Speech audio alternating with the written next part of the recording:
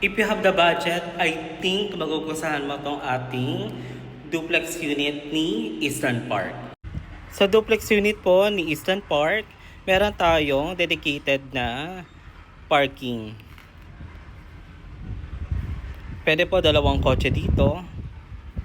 And also, we had a dedicated service area. Sa mga service area na nakita natin kay Townhouse A, B, and C, pagdating po kay duplex, mas pinalaki siya.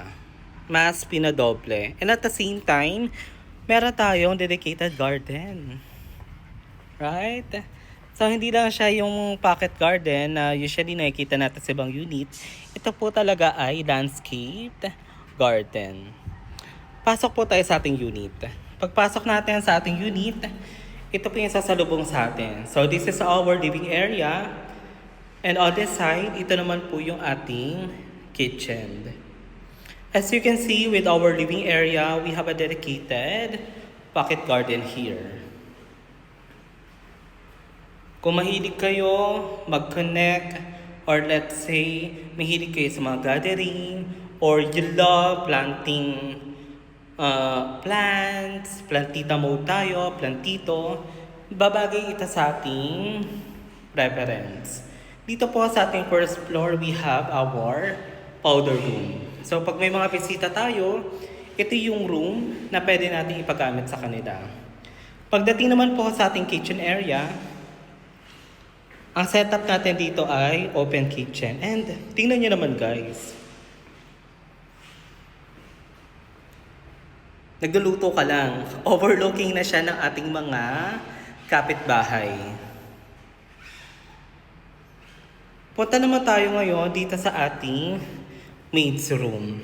So, parang hindi nga siya maid's room eh. Pwede pa siya i-convert into room.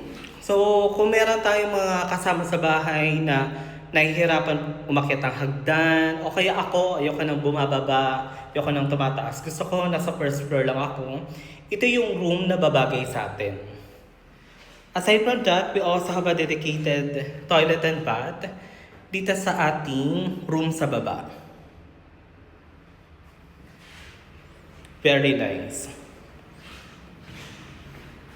Now, let's go to our second floor. So, ito ang ating hagdan.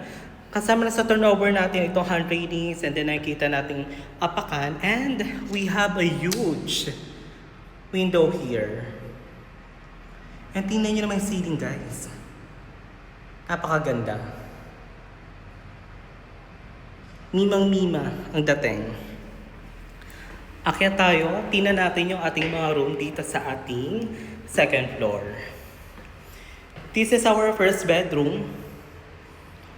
Bawat room ni duplex, we have a dedicated space for our window type.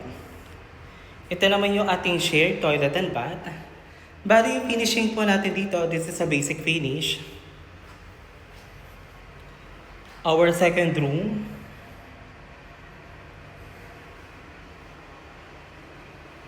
And ito naman po yung ating master bedroom. Kanina nga pinapakita natin yung service area pag nasa labas tayo. Ngayon, punta naman tayo sa loob. Pagdating sa loob, ito yung ating service area.